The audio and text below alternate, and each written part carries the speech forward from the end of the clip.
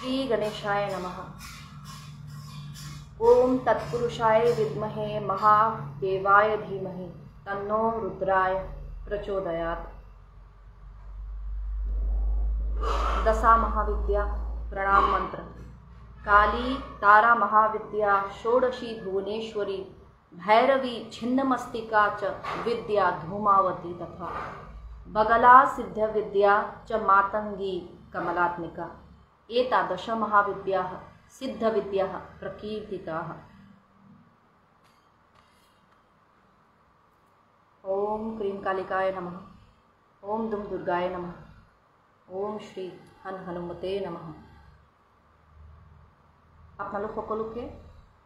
मोर channel angel hope शक्ति एथेनाলৈ स्वागतम जनाइছোঁ। অসমীয়াত ভিডিঅ'টি কৰিম।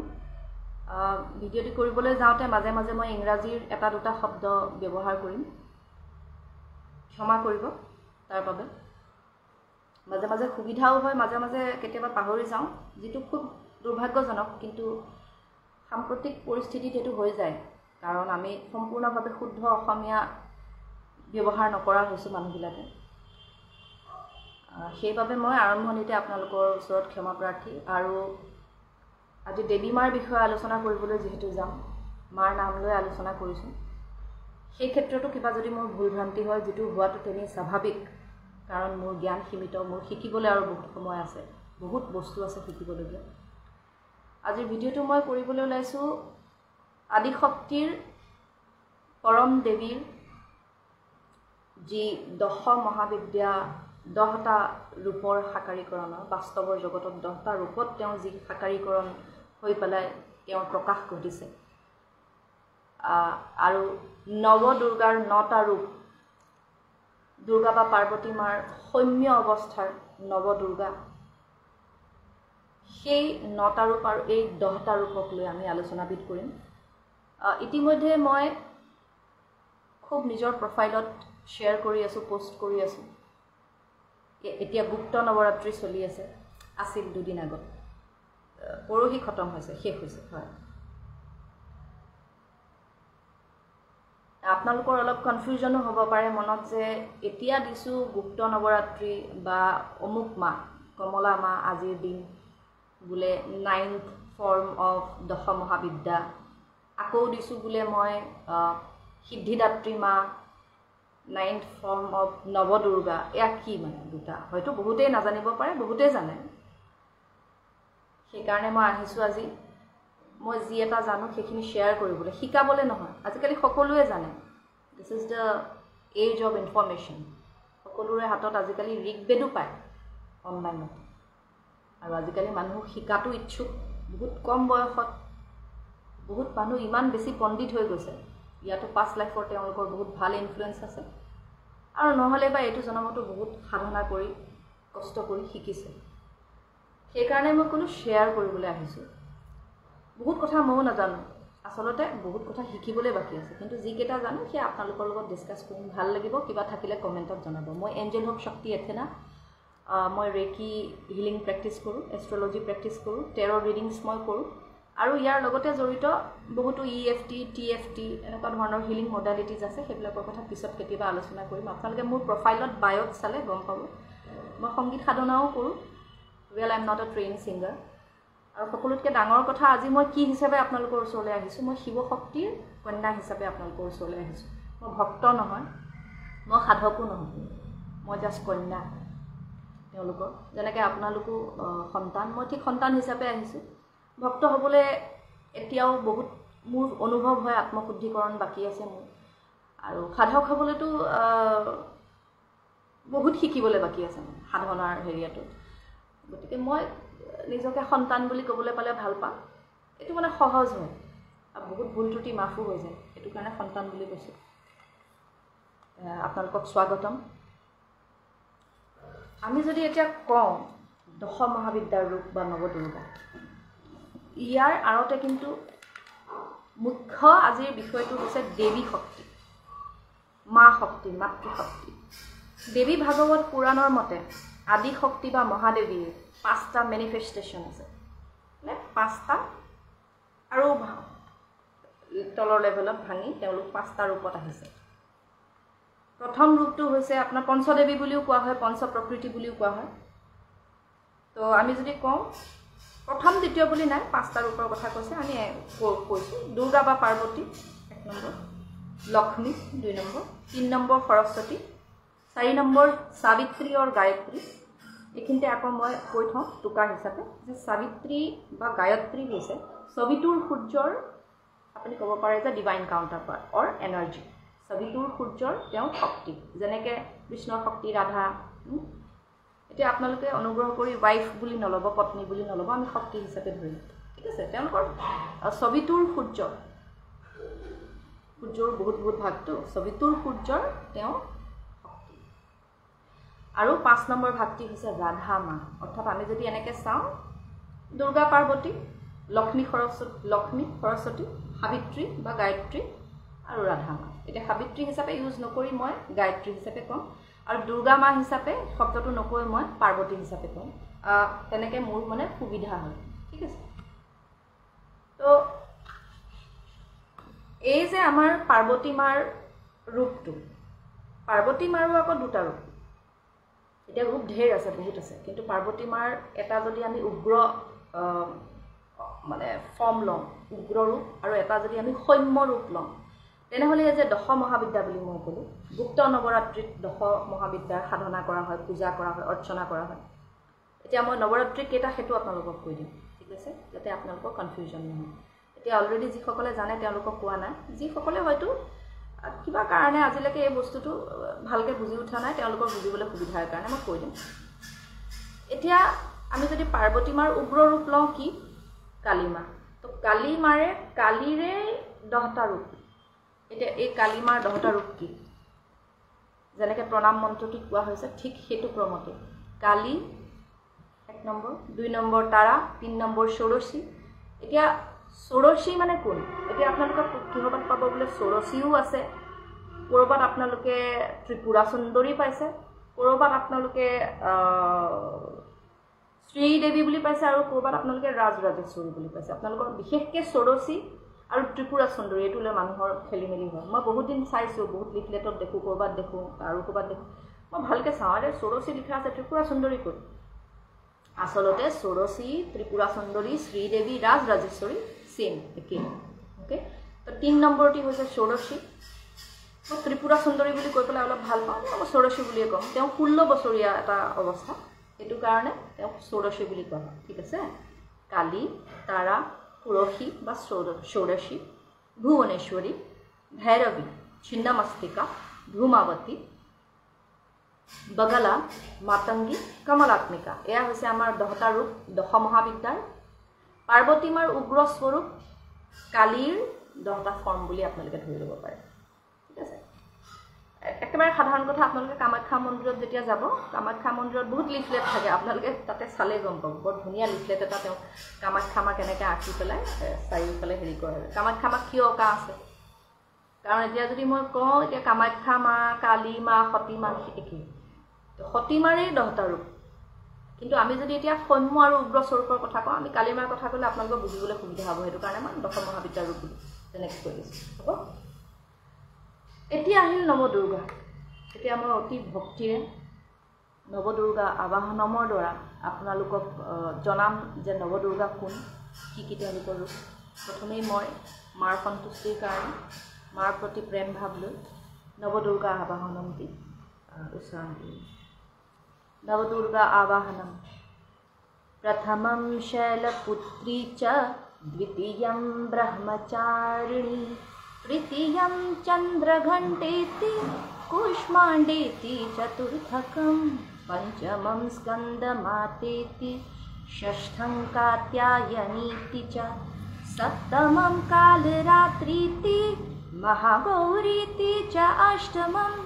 नवमं सिद्धिदात्री च, नवदुर्गा प्रकीर्तिताः। उक्तान्येतानि नामानि ब्रह्मणेव महात्मना। हे मातस्सु स्वागतं तवागमनं सुखदायकं। हे मातस्सु स्वागतं तवागमनं सुखदायकं। हे मातस्सु स्वागतं তবাগমনম সুখদায়কম। এয়া নৱদুৰ্গা আবাহনম বুলিও কোৱা হয় সাধাৰণ ভাষাত। এয়া আচলতে দুৰ্গা কৱচ, চেম এজ চণ্ডী কৱচ, চেম এজ দেৱী কৱচ, তাৰ ব্ৰহ্মৱাচৰ তলৰখিনি। এতিয়া আমি নৱদুৰ্গা ৰূপকেইটা চাম। তাৰ আগতে আপোনালোকক কৈ থওঁ যে আমাৰ নৱৰাত্ৰি বা দেৱীক উপাসনা কৰিবৰ কাৰণে যে 9টা ৰাত্ৰিৰ যিটো ভাগ, সেইটো হৈছে সাধাৰণতে দেখা যায় 4টা নৱৰাত্ৰি আছে আমাৰ বছৰত। 2টা প্ৰকাশ্য, 2টা গুপ্ত। প্ৰকাশ্য যি 2টা নৱৰাত্ৰি, যি 2টা হয়, এটা বসন্ত উৎসৱ, বাসন্তী পূজা বুলিও কয়। বসন্তৰ সময়ত যিটো মানে এপ্ৰিল মাহত যিটো নৱৰাত্ৰি, সেয়া হয় প্ৰকাশ্য। চবেই গম পায় মানে হৈ আছে বুলি, ঠিক আছে। আৰু এটা হয় অক্টোবৰ মাহত, যিটো হয় প্ৰকাশ্য। এই 2টা নৱৰাত্ৰিতে আমাৰ এই নৱদুৰ্গাৰ 9টা কৰ্মৰ পূজা উপাসনা সাধনা কৰা হয়। ইয়াৰ মানে এইটো নহয় যে আপুনি এইকেইটা নৱৰাত্ৰিত দশ মহাবিদ্যাৰ উপাসনা কৰিব, সাধনা ভক্তি কৰিব নোৱাৰিব। আপুনি চাইমালটেনিয়াছলি অৰ্থাৎ সমান্তৰালভাৱে 2টা ৰূপকে পূজা কৰিব পাৰে, একো অসুবিধা নাই। জাষ্ট কোৱাৰ কাৰণে কৰিছোঁ। আমাৰ শাস্ত্ৰ মতে কোৱা হয় যে ভগৱান ৰামে অকাল বোধন কৰিছিলে অক্টোবৰ মাহত। অক্টোবৰ মাহৰ যে আমাৰ শৰতৰ সময়ত এই ৰাৱণ যুদ্ধলৈ যোৱাৰ আগে আগে তেওঁ অকালত দুৰ্গা মাক মাতিছিল। সেইটো কাৰণে আকাল বোধন পূজা বুলিও কোৱা হয়। অকাল বোধন পূজা মানে অকাল, মানে সেইটো সময়ৰ নহয়, বেসময়ৰ। কিন্তু তাৰপাছতে সেই পূজাবিধ খুব বেছি জনপ্ৰিয় হয়, সৰ্বজন বিদিত হয়। আৰু সেইকাৰণে এতিয়া মানে বহুত মানুহে জনাখিনিয়ে জানে। কিন্তু এপ্ৰিলৰ মাহৰ যিটো বাসন্তী পূজা, সেইটো আচল সময় আছিলে, মানে যেতিয়ালৈকে শ্ৰীৰামে অকাল বোধন কৰা নাছিল। কিন্তু ৰামে অকাল বোধন কৰাৰ পাছত এই 2টা সময়তেই খুব জনপ্ৰিয় হৈ উঠে। আৰু তেতিয়াৰে পৰাই প্ৰকাশ্য ৰূপত আমাৰ বসন্তৰ সময়তো হয়, এপ্ৰিল মাহতো হয়, আৰু অক্টোবৰ বা শৰতৰ সময়তো প্ৰকাশ্য নৱৰাত্ৰি হয় নৱদুৰ্গাৰ 9টা ৰূপৰ, ঠিক আছে। এই 2টা নৱৰাত্ৰি আছে। আৰু 2টা নৱৰাত্ৰি হৈছে, এটা মাঘ বা জানুৱাৰী মাহত হয় গুপ্ত নৱৰাত্ৰি, আৰু এটা গুপ্ত নৱৰাত্ৰি জাষ্ট 1-1.5 দিন আগত হৈ গৈছে। আজি দ্বাদশী ন, দশমীলৈকে হৈ গৈছে। সেই গুপ্ত নৱৰাত্ৰি আপোনাৰ জুন টু জুলাই হয়। এটাটো হৈছে মাঘত হয় গুপ্ত নৱৰাত্ৰি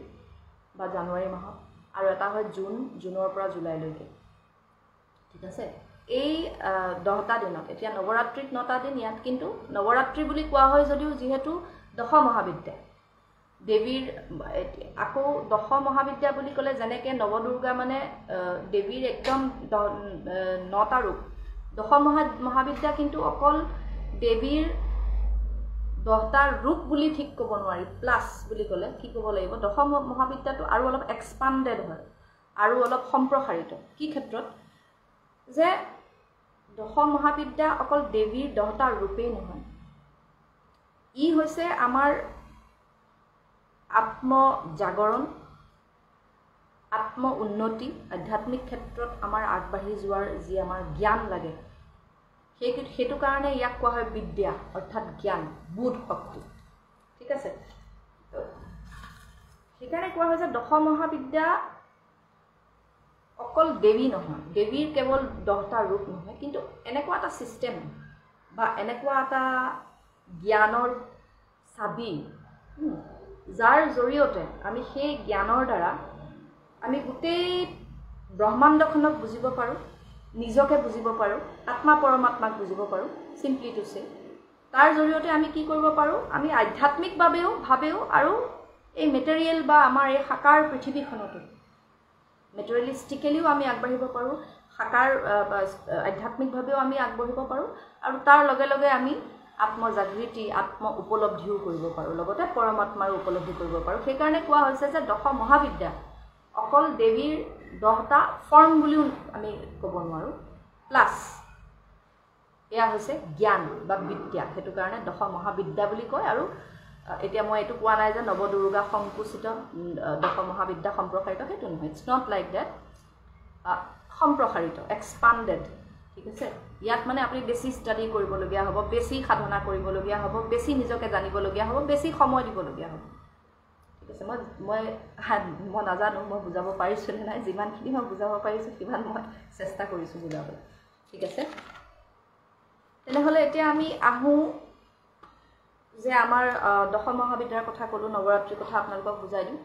এতিয়া নৱদুৰ্গাৰ মই আপোনালোকক এই নৱদুৰ্গা আবাহনম যে কৰিলোঁ নৱদুৰ্গাৰ আবাহনমৰ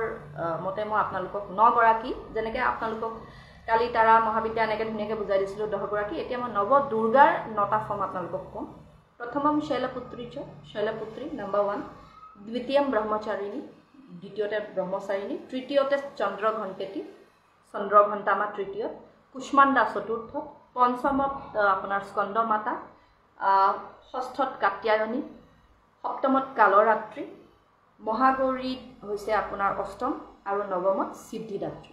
ঠিক আছে একেবাৰে শেষত সিদ্ধিদাত্ৰী মায়ে আমাক সিদ্ধি দিয়ে আশীৰ্বাদ দিয়ে এতিয়া কোৱা হয় নৱসিদ্ধি এই নৱসিদ্ধিৰ দান এই যে লঘিমা গৰিমা আৰিমা এনেকৈ কৰি পেলাই যে আমাৰ নৱসিদ্ধি আছে যিটো নেকি আপোনাৰ হনুমানজীৰো এই নৱসিদ্ধি আছে এই সিদ্ধিদাত্ৰীয়ে এই সিদ্ধি দিয়ে দে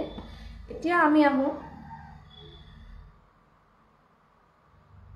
প্ৰথম মই নৱদুৰ্গাৰ কথা কওঁ যে নৱদুৰ্গা মাৰ যে এই আপোনাৰ ৰূপকেইটা এই ৰূপকেইটাৰনো বিশেষত্ব কি চাব কিন্তু দৈৱী শক্তিৰো দেৱী শক্তি মাতৃশক্তি যেতিয়া তেওঁ অৱতাৰ ল'লে নৱদুৰ্গাৰ আচলতে এই নৱদুৰ্গাৰ কিন্তু অৱতাৰৰ প্ৰত্যেকটো অৱতাৰেই কিন্তু আপোনাৰ মাজত সুপ্ত হৈ আছে এতিয়া মই এইটো কোৱা নাই মোৰ সন্মুখত কিন্তু মই আপোনালোকক লিংগ ধৰি দি পেলাই কোৱা নাই কিয় এইটো লিংগ ভিত্তিক কথা নহয় যে মাইকী মানুহৰ শৰীৰতেই মানে দেৱী শক্তি থাকিব পুৰুষৰ শৰীৰতো দেৱী শক্তি থাকে আৰু এইটো কথা নহয় যে মতা মানুহৰ শৰীৰতেই শিৱ শক্তি থাকিব পুৰুষৰ মাইকী মানুহৰ শৰীৰতো শিৱ শক্তি থাকে কথাটো হৈছে যে শিৱ শক্তি আৰু মাতৃশক্তি দুইটাই আমাৰ মাজত থাকে সিদ ৰূপত থাকে বীজ ৰূপত থাকে আমি সাধনাৰে আমাৰ জ্ঞানেৰে আমাৰ বুদ্ধিৰে আমাৰ পুৰুষাৰ্থৰে কিমান সেই বীজটোক পানী দিম তাৰপিছত সি বৃক্ষৰ নিচিনা একদম বট বৃক্ষৰ নিচিনা একদম জ্ঞান বৃক্ষৰ নিচিনা ফলে ফুলে সুভাষিত হৈ সি ডাঙৰ হৈ উঠে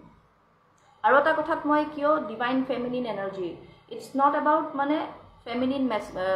মেল ফিমেল পুৰুষ মহিলা নহয় এতিয়া আপোনালোকে জানেই যে আমাৰ ট্ৰান্সজেন্ডাৰ যিসকল তৃতীয়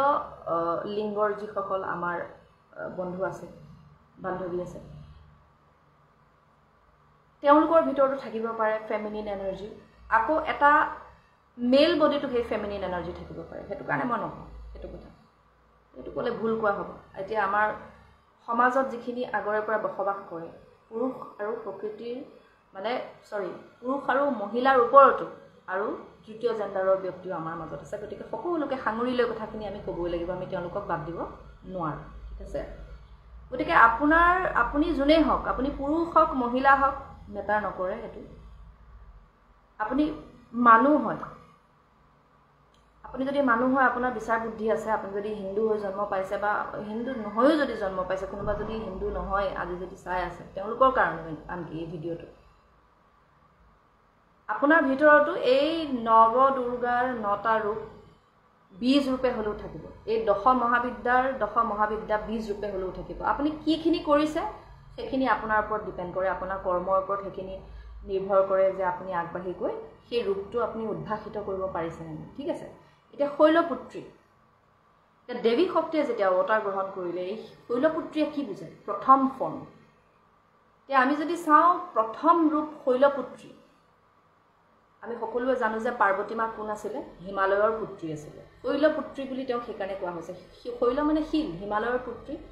একেবাৰে সাধাৰণ ভাষাত ক'বলৈ গ'লে প্ৰথম ৰূপটোৱে কি প্ৰতিনিধিত্ব কৰে নতুন বিগিনিং নতুন শুভাৰম্ভণি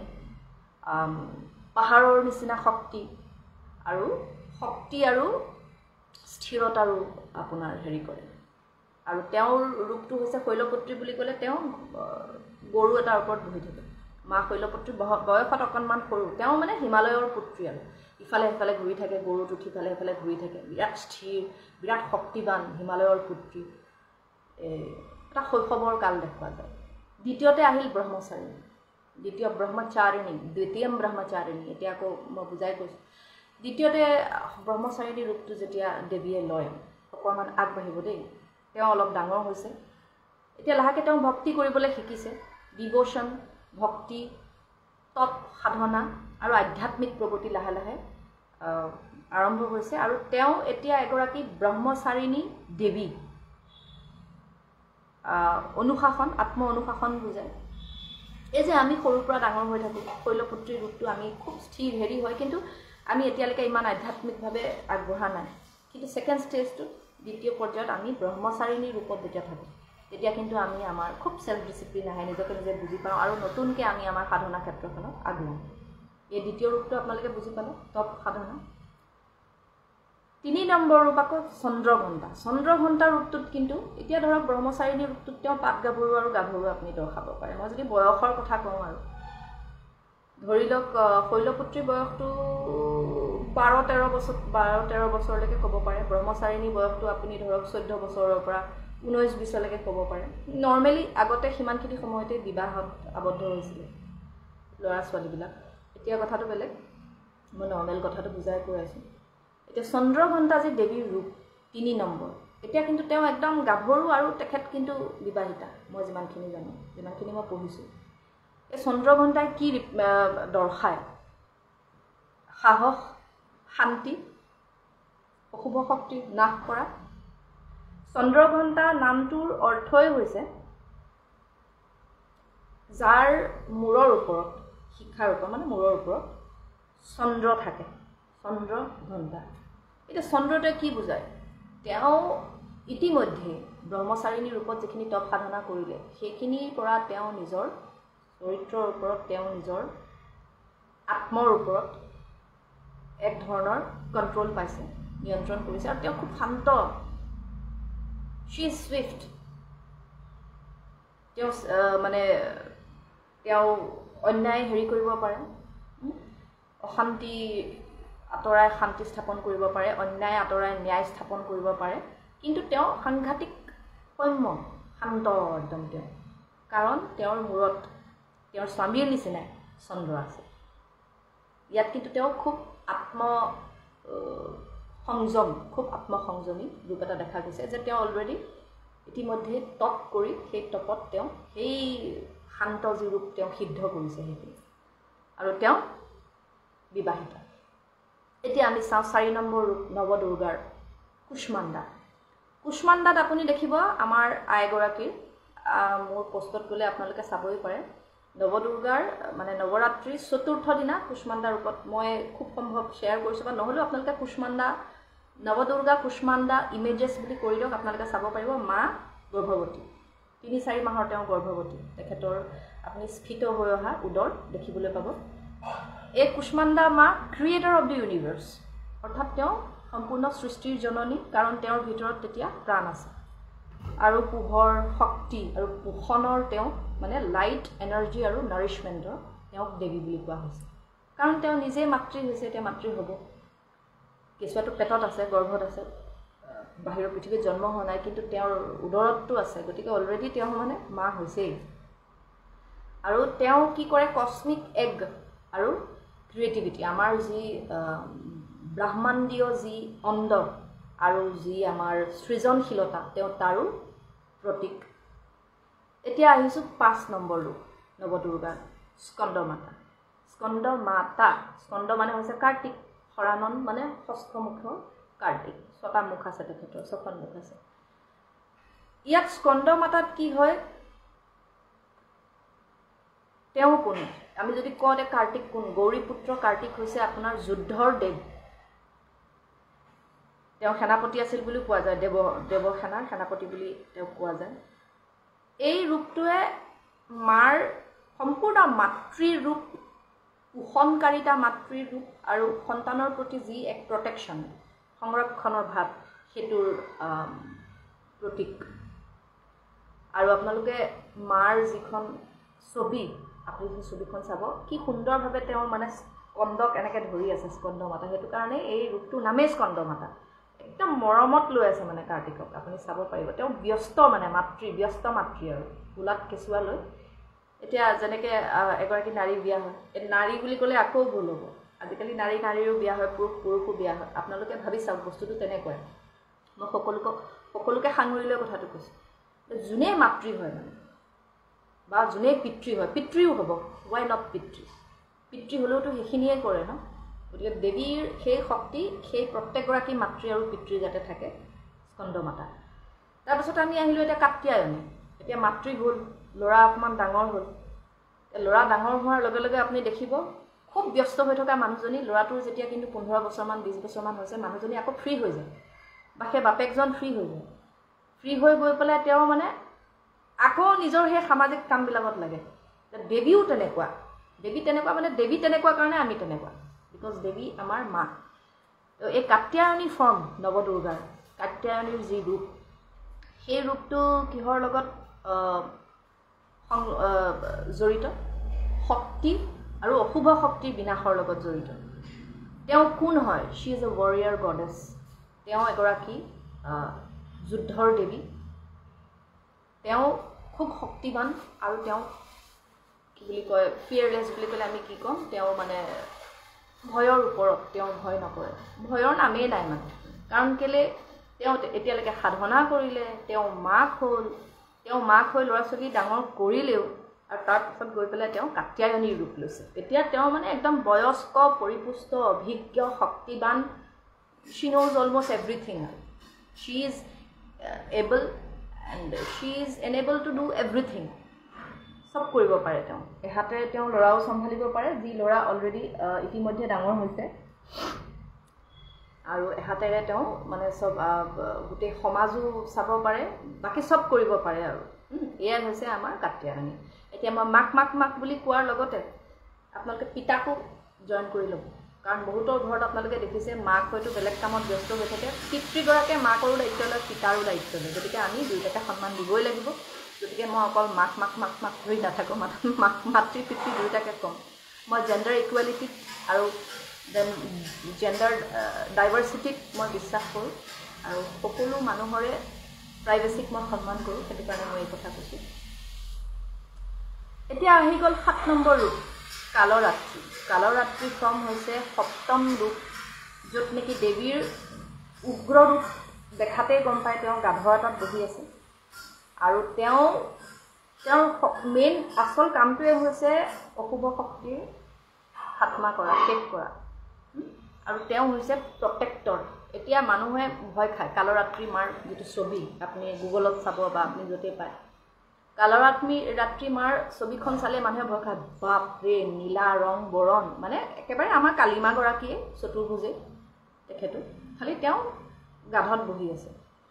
কিন্তু আচল কথাটো মানুহে বুজি নাপায় যে আমি দেৱীৰ উগ্ৰ স্বৰূপকো আমি ভয় খাব নালাগে বিশেষকৈ কালৰাত্ৰি মা কিয় কাৰণ তেওঁ অশুভ শক্তিৰহে বিনাশকাৰিণী তেওঁ আকৌ সন্তৰ পালনকাৰিণী সন্তানৰ পালনকাৰিণী তেওঁ সাংঘাতিক প্ৰটেক্টৰ যেনেকৈ আমাৰ কালিমাৰ প্ৰতি ভয় খায় কেইটামান স্বৰূপ এনেকুৱা আছে য'ত নেকি কালিমাক স্বৰূপকেইটা দেখিলে ভয় লাগে কিন্তু আপুনি যেতিয়া খুব সূক্ষ্মভাৱে মাৰ ওচৰত থাকিব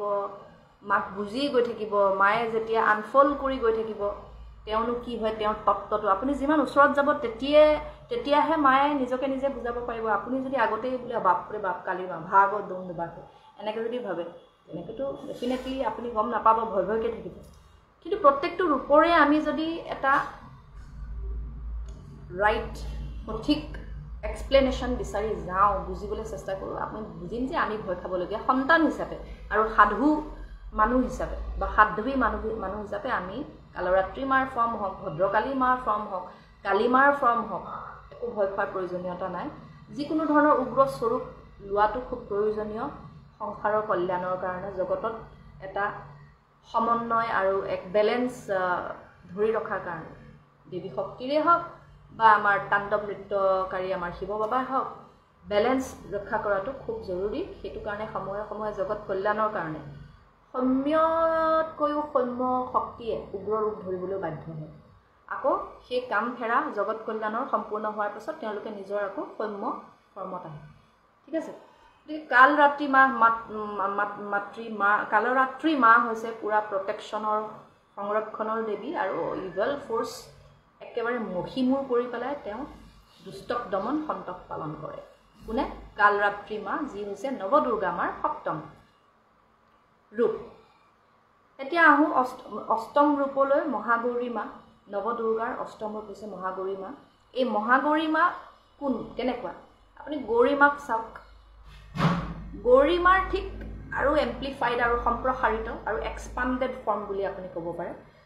গৌৰী মায়ে কি হেৰি কৰে শান্তি শুদ্ধতা আৰু জ্ঞান শান্তি শুদ্ধতা আৰু জ্ঞান এইকেইটাক তেওঁ হেৰি কৰে আৰু এম্প্লিফাইড আৰু সম্প্ৰসাৰিত আৰু এম্প্লিফাইড বুলি ক'লে মই এইখিনিতে মই অসমীয়া কিছুমান ৱৰ্ড পাহৰি যাওঁ শব্দ ক্ষমা কৰিব ইয়াৰ মানে এইটো নহয় যে মই অসমীয়া নাজানো বহুত ডাঙৰ মানুহ মই খুব দুখ প্ৰকাশ কৰিছোঁ কিন্তু সেয়া আজিকালি আমি ব্যৱহাৰ কিছুমান শব্দ নকৰোঁ কাৰণে আমি পাহৰি যাওঁ তো মাজে মাজে মই ইংৰাজী শব্দ ইউজ কৰিছোঁ তো কালৰাত্ৰি মাৰ কথা গম পালে যে এগৰাকী মহিলা কালৰাত্ৰি ফৰ্মতো আহি যাব পাৰে বা এগৰাকী পুৰুষো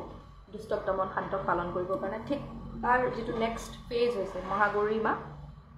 তেওঁ আকৌ উগ্ৰ ৰূপৰ পৰা তেওঁ আকৌ নিজৰ কৰ্ম ৰূপলৈ আহিলে আৰু এবাৰ তেওঁ আগতকৈও আৰু মৰমীয়াল হৈ গ'ল কাৰণ তেওঁ চিন্তা কৰি থাকে এই ল'ৰা ছোৱালীবিলাকে মোক লৈ ভয়ে খাব নেকি মই মাত্ৰ কালৰাত্ৰিৰ ৰূপত দুষ্টক দমন কৰিলোঁ সেইটোকে আকৌ ভাবি পেলাই ল'ৰা ছোৱালীকেইটা মোৰ ওচৰলৈ আগ নাবাঢ়িবই নেকি আকৌ মৰম পাবলৈ মাকৰ অন্তৰ আকৌ একদম মৰম দিওঁ কৰি থাকে আপুনি ভাবি চাওক এগৰাকী যেতিয়া মাতৃ হয় শাৰীৰিকভাৱে তেওঁৰ বক্ষত তেওঁৰ কি বুলি কওঁ এতিয়া যেনেকৈ আপোনাৰ দুগ্ধ আহে সন্তানৰ কাৰণে একদম মানে থাকিব নোৱাৰা মানে হেৰি যে মানে মৰম দিয়েই পিয়াহ মানে পান কৰোৱাই ঠিক তেনেকৈ যি শাৰীৰিকভাৱে কেতিয়াও মাতৃ হোৱা নাই কিন্তু মানসিকভাৱে হ'লেও মাতৃ হৈছে বহু ধৰণৰ নন বায়'লজিকেল মাদাৰো আছে অশাৰীৰিক মাকো আছে পিতাকো আছে এক ধৰণৰ মানে একদম এই মৰমৰ হেৰিটো মানে উভৰি যায় মানে উভৰকে গিৰতা হে প্যাৰ উমৰতা হে বাচ্চোকে সৰু ল'ৰা ছোৱালীৰ কাৰণে নিজৰ সন্তানৰ কাৰণে তুলি লোৱাই হওক বা নিজৰে হওক ঠিক তেনেকুৱা এটা মানে মহাগৌৰীৰ ৰূপটো আৰু মৰমীয়াল যে চিন্তা কৰিব নালাগে আহচোন তহঁত মানে এনেকুৱা ধৰণৰ মোৰ ওচৰলৈ আহ গতিকে তেওঁ আৰু শান্তময় ল'ৰা ছোৱালীয়ে যাতে ভয় নাখাওক আৰু শান্তময় কৰি দিয়ে আৰু শুদ্ধ কৰি দিয়ে আৰু জ্ঞানী তেওঁ মানে আৰু সাংঘাতিক জ্ঞানী হৈ গৈছে তেওঁক কোৱা হৈছে যে তেওঁ বহুত মানে ন্যায়ৰ দেৱী হয় আৰু বহুত উজ্জ্বল হয় তেওঁ কাৰণ তেতিয়ালৈকে তেওঁ কেইটা ফেজ পালন কৰিছে চাওক মানে নিজৰ জীৱনতে 7টা অলৰেডি তেওঁ স্তৰ অতিক্ৰম কৰি তেওঁ অষ্টম ৰূপত আহিছে মহাগৌৰী গৌৰীতকৈও মহাগৌৰী গতিকে তেখেতৰ গুণবিলাক যি থাকিব গৌৰীতকৈও আৰু বেছি সম্প্ৰসাৰিত আৰু এক্সপাণ্ডেড চিম্বলাইজ কি কৰে গোটেই পাপ মোচনৰো তেওঁ প্ৰতীক আৰু তেওঁ অন্তঃকৰণৰ শান্তিৰ তেওঁ প্ৰতীক তেওঁৰ ওচৰত আমি যেতিয়া আশীৰ্বাদ বিচাৰি যাওঁ পাপ মোচনো হয় অন্তঃকৰণৰো শুদ্ধতা হয় এনেকুৱা ধৰণৰ এতিয়া আহিব নৱম ফৰ্ম নৱম ৰূপ নৱদুৰ্গাৰ সিদ্ধিদাত্ৰী এই যিটো আমাৰ চূড়ান্ত ৰূপ নৱদুৰ্গাৰ বা দেৱী শক্তিৰ সৌম্য শক্তি এই সৌম্য শক্তিয়ে সকলো ধৰণৰ সিদ্ধি আধ্যাত্মিক যি শক্তি মই আগতে কৈছিলোঁ হনুমানজীৰ তাতো যি আছে অষ্টসিদ্ধি নৱনিধি এই সিদ্ধি তেওঁ প্ৰদান কৰে সিদ্ধিদাত্ৰী বহুত মানুহে ভক্ত সাধকে যেতিয়া কিবা সিদ্ধিৰ কাৰণে হেৰি কৰে চেষ্টা কৰে সাধনা কৰে তপ কৰে তেওঁলোকে সিদ্ধিদাত্ৰী মাৰ আশীৰ্বাদ লয় এনেও মানুহে লয় অকল যে সিদ্ধি এতিয়া হয়তো বহুতো মোৰ বন্ধুৱে নাজানিবও পাৰে যে সিদ্ধিৰ কাৰণে কৰে কিন্তু সিদ্ধিদাত্ৰী তেওঁৰ নামটোতে সেইটো গুণটো তেওঁ সোমাই আছে আৰু তেওঁ সকলো ধৰণৰ আশীৰ্বাদ আৰু বৰ শান্তি আৰু প্ৰেম কম্পেশ্যন যিটো কয় কৰুণা তেওঁৰ দাত্ৰী আমি কি গম পালোঁ সিদ্ধি বৰ জ্ঞান আৰু শান্তিৰ কৰুণা মৈত্ৰীৰ তেওঁ দাত্ৰী এই সিদ্ধিদাত্ৰী ফৰ্ম ইয়াতে আমাৰ নৱদুৰ্গাৰ 9টা ৰূপ হেৰি হৈছে আমি যদি ধৰোঁ সিদ্ধিদাত্ৰী ফৰ্ম ফাইনেল ষ্টেজ বুলি ধৰিব পাৰে মানুহৰ জ্ঞানৰ ক্ষেত্ৰত দেই এইটো কেতিয়াবা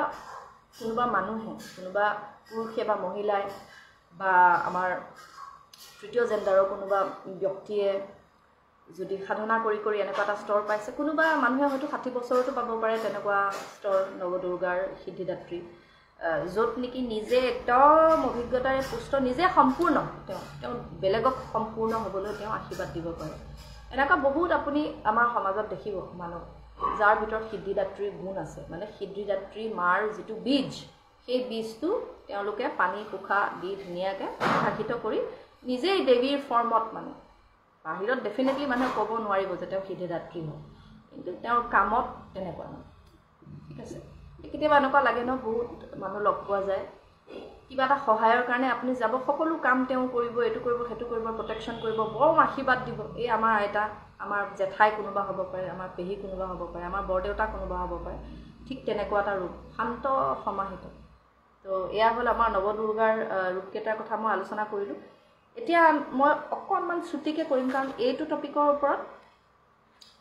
মই মোৰ নেক্সট ভিডিঅ'ত মই আলোচনা কৰিম বহুত দীঘল হৈ যাব আজি আমি আলোচনা কৰিলোঁ নৱদুৰ্গাৰ 9টা ৰূপৰ কথা আৰু আমাৰ বছৰত কেনেকৈ 2টা প্ৰকাশ্য নৱৰাত্ৰি থাকে আৰু 2টা গুপ্ত নৱৰাত্ৰি থাকে ঠিক আছে আদিশক্তি আমাৰ আদিশক্তি বা মহাদেৱীক কেনেকৈ 5টা পঞ্চদেৱী বা 5টা পঞ্চপ্ৰকৃতিক ভগোৱা হৈছে দেৱী ভাগৱত পুৰাণৰ মতে আৰু আপোনালোকৰ যদি কিবা প্ৰশ্ন থাকে আপোনালোকে টাইপ কৰিব পাৰে ঠিক আছে মই সৰু সুৰাকৈ আপোনালোকক কৈ দিওঁ যে দশ মহাবিদ্যা এতিয়া আমি আহিলোঁ উগ্ৰ আমি শান্তসম্য আলোচনা কৰিলোঁ নৱদুৰ্গাৰ 9টা ৰূপ এতিয়া আমি আলোচনা কৰিম দশ মহাবিদ্যাৰ মানে কালী মাৰ উগ্ৰ স্বৰূপৰ 10টা ৰূপ একদম সৰু সৰুকৈ মই আপোনালোকক মই নোট বনাই লৈছোঁ আপোনালোকৰ সুবিধাৰ্থে মই এটা লাইনত মই বুজাই দিম আৰু ধুনীয়াকৈ মোৰ নেক্সট ভিডিঅ'ত মই বুজাই দিম আৰু ইন দ্য মিন টাইম এইখিনি সময়তে যদি আপোনালোকৰ মনত এনেকুৱা ধৰণৰ বিষয়বস্তুলৈ কিবা বস্তু জানিবলৈ আপোনালোকৰ আগ্ৰহ থাকে আপোনালোকে মোক কমেণ্ট কৰি বা ইনবক্স কৰি বা মোৰ ইউটিউব চেনেলটো আপোনালোক যাব পাৰে তাতে আপোনালোকে মোক কণ্টেক্ট কৰি পেলাই সুধিব পাৰে মই আপোনালোকৰ সুবিধাৰ্থে সেই বিষয়ৰ ওপৰত ভিডিঅ' বনাই সহায় কৰিবলৈ যতন কৰিম প্ৰথম ৰূপ হৈছে দশ মহাবিদ্যাৰ কালী কালীয়ে কি ৰিপ্ৰেজেণ্ট কৰে বিনাশ সময় আৰু তাৰামা দ্বিতীয় ৰূপ প্ৰেম মানে সংৰক্ষণ আৰু গাইডেন্স বুলি ক'লে আমি কি ক'ম তেওঁ কি কৰে মানে খুব আপোনাক নীতি নিৰ্দেশনা দিব তেওঁ গাইড কৰি লৈ যাব তেওঁ আগুৱাই লৈ যাব প্ৰটেক্টৰে এক ধৰণৰ ৰক্ষণাবেক্ষণ কৰ্তৃ আৰু তেওঁ ৰক্ষাকৰ্তাও হয় তেখেতক ছেভিয়ৰ বুলিও কোৱা যায় তাৰামা ৰূপটো একদম কালীমাৰ ৰূপৰ নিচিনা কিন্তু তাৰামাৰ পেটটো অকণমান ওলোৱা এতিয়া মই কৈ থওঁ বৃহস্পতি যি গ্ৰহ বৃহস্পতি গ্ৰহ তেখেতৰ এটা আমি যদি চাওঁ এষ্ট্ৰলজিকেলি যদি আমি চাওঁ যিহেতু মই এষ্ট্ৰলজিৰ প্ৰেক্টিশ্যনাৰ হয় আৰু মই পঢ়িও থাকোঁ এষ্ট্ৰলজিৰ বিষয়ে আমি যদি এষ্ট্ৰলজিকেলি আমি চাবলৈ যাওঁ জ্যোতিষশাস্ত্ৰৰ মতে বৃহস্পতিৰ পত্নী আছিলে তাৰা আকৌ বৃহস্পতিৰ জাতক জাতিকা বা বৃহস্পতি দেৱগুৰু বৃহস্পতিক যদি আমি এনেও চাওঁ তেওঁৰ উদৰো কিন্তু স্ফীত ঠিক তেনেকুৱা আমি দেখিবলৈ পাওঁ যে তাৰামাৰ ৰূপ আপোনালোকে কেনেকৈ গম পাব যে ইয়াত তাৰামা হয় নে কালীমা হয় তাৰামাৰ ৰূপত আপুনি দেখি পাব নীল বৰ্ণ হয় তেখেত আৰু তেখেতৰ পেটটো অলপ ওলোৱা মৰম লাগে আৰু মুখখন খুব কিউট লাগে মানে যেনেকৈ কালীমাৰ মুখখন অকণমান এনেকৈ থকাৰ নিচিনা জিভা ওলাই আছে তাৰামাৰ মুখখন আৰু অকণমান সৌম্য পাব আৰু তেখেত খুব কেয়াৰিং হয় তেখেত খুব যতন লয় তৃতীয় ৰূপটি হৈছে ত্ৰিপুৰা সুন্দৰী বা ষোড়শী এতিয়া যদি আমি কওঁ শ্ৰীবিদ্যাৰ বহুতে সাধনা কৰে এই শ্ৰীবিদ্যা শ্ৰীদেৱী ষোড়শী বা ষোড়শী বুলি তেওঁক এই কাৰণে কোৱা হয় বিকজ তেওঁ 16 বছৰীয়া ত্ৰিপুৰা সুন্দৰী আৰু ৰাজৰাজেশ্বৰী এই 4টা নাম একে দেৱীৰে 4টা নাম এওঁ কিহৰ দেৱী বিউটি মানে আমাৰ সৌন্দৰ্য হাৰমনি বুলি ক'লে আমি কি ক'ম আমাৰ মৈত্ৰী আৰু এই 3খন জগতৰে তেওঁ ত্ৰিপুৰা সুন্দৰী বুলি তেওঁক সেইকাৰণে কোৱা হয় 3খন জগতৰে তেওঁ মানে স্বৰ্গ মৰ্ত্য পাতাল বুলিও ক'ব পাৰে তাত তেওঁ অধিষ্ঠাত্ৰী দেৱী চতুৰ্থ ৰূপ হৈছে ভুৱনেশ্বৰী বুলি ক'লে তেওঁ ব্ৰহ্মাণ্ডৰ দেৱী তেওঁ সৃষ্টিৰ দেৱী আৰু তেওঁ গোটেই আমাৰ পৃথিৱীখনৰ মাতৃ ভৈৰৱী বুলি ক'লে এগৰাকী উগ্ৰ দেৱী যি নেকি চাব উগ্ৰ দেৱী বুলি ক'লে কিন্তু তাৰ লগত ডেষ্ট্ৰাকশ্যন বা ধ্বংসটো থাকে এই ধ্বংসটো মই ভাবোঁ আমি ধ্বংস বুলি ক'লোঁ কিন্তু তাৰ লগতে আমি বেলেঞ্চ বুলিও ক'ব লাগিব কাৰণ ধ্বংসতে সৃষ্টিৰ বীজ থাকে আৰু ধ্বংসৰ পিছতে কিন্তু ট্ৰান্সফৰমেশ্যন আহে মানে পৰিৱৰ্তন আহে গতিকে তেওঁ হৈছে ধ্বংস আৰু পৰিৱৰ্তনৰ দেৱী কোন ভৈৰৱী আৰু 5 নম্বৰ ৰূপটো হৈছে কালী তাৰা ত্ৰিপুৰা সুন্দৰী হৈ গ'ল ভুৱনেশ্বৰী হৈ গ'ল ভৈৰৱী হৈ গ'ল ছিন্নমস্তা ৰূপ হৈছে আত্মত্যাগ আৰু কি বুলি কম সীমা লংঘন মানে যেনেকৈ ধৰক কৰিব নোৱাৰে বুলি কয় কিন্তু কৰিব পাৰে অৱশেষত গৈ তেনেকুৱা যেনেকৈ মানুহে ভাবিবই নোৱাৰিব যে আত্মত্যাগ ইমানো হ'ব পাৰে নে যে নিজৰ ডিঙিটো কাটি কোনোবাই নিজৰ ডিঙিৰ তেজ নিজৰ সন্তানক খুৱাই দিব পাৰে হয় হ'ব পাৰে আৰু ছিন্নমস্তা মা তাৰ প্ৰতিনিধিত্ব কৰে নিজকে শেষ কৰিও কেনেকৈ আত্মত্যাগেৰে নিজৰ সন্তানৰ পৰিপোষণ কৰে সেয়ে হৈছে ছিন্নমস্তা মা আৰু এইটো মই চাগে আৰু আপোনালোকক বেছি বুজাব নালাগে যে আমাৰ অভিভাৱক হওক আমাৰ বন্ধু হওক আমাৰ বহুত ক্ষেত্ৰত আমাৰ জীৱন সংগীয়ে কেতিয়াবা আমাৰ সন্তানেই আৰু কেতিয়াবা কোনো ধৰণৰ তেজৰ সম্বন্ধ নথকা কোনোবা মানুহে কেনেধৰণে আত্মত্যাগেৰে আমাৰ সমাজখন জীয়াই ৰাখিছে প্ৰকৃতিক জীয়াই ৰাখিছে মানুহক জীৱ জন্তুক জীয়াই ৰাখিছে এটা নাম যদি মই কওঁ মোৰ মুখত আহিছে মেনকা গান্ধী আত্মত্যাগ কালিমাটো হয়ে কালিমাৰ ওপৰত এটা ভিডিঅ' মই আগতেও বনাইছিলোঁ কিয় কালিমা সাংঘাতিক আত্মত্যাগ সেইটো কৈছোঁ সেইটো বহুত দীঘলীয়া ভিডিঅ' হৈ যাব আমি আকৌ নেক্সট গৰাকী আমি দশম মহাবিদ্যালয় আহোঁ ছিন্নমস্তা মাৰ পিছতে আহিল ধূমাৱতী হৈছে এনেগৰাকী দেৱী বা বিদ্যা যাৰ কোনো ভৈৰৱ নাই প্ৰত্যেক গৰাকী দশম মহাবিদ্যাৰে কিন্তু ভৈৰৱ আছে ভৈৰৱ মানে শিৱ যেহেতু কালিমাৰ ফৰ্ম প্ৰত্যেক গৰাকী দশম মহাবিদ্যাৰ এজন ভৈৰৱ আছে আৰু তেওঁলোক হৈছে ভৈৰৱী এয়া হৈছে ভৈৰৱ মানে শিৱ আছে কিন্তু ধূমাৱতী দেৱী নাই ধূমাৱতী দেৱী হৈছে এগৰাকী বিধৱা দেৱী তেওঁক অলক্ষী বুলিও ক'ব বিচাৰে বহুতে জ্যেষ্ঠা বুলিও ক'ব বিচাৰে যে তেওঁ মানে দুৰ্ভাগ্য তেওঁ বোলে দৰিদ্ৰতা আৰু কিছুমান অদ্ভুত নেদেখা আৰু আনএক্সপ্লিকেবল ক'ব নোৱাৰা বিষয়ৰ জীৱনৰ তেওঁ হেনো কৰ্তা ধৰ্তা এনেকৈ কোৱা হয়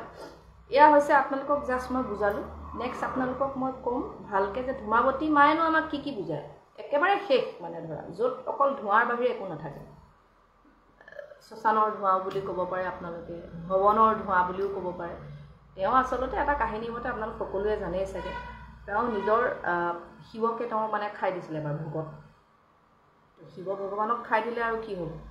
যি হয় তেওঁ মানে সেই শিৱ ভগৱানৰ যি তেজ সেইটোৱে তেওঁ ধোঁৱা হৈ তেওঁ শৰীৰেৰে ওলাই গ'ল আৰু নিজৰ গিৰিয়েকক খোৱা কাৰণে তেওঁ মানে বিধৱা ৰূপো পালে তাৰপাছত আকৌ উলিয়াইও দিয়ে সেয়া মানে কি আচলতে ভগৱানে কি ক'ব বিচাৰিছে যে চোৱা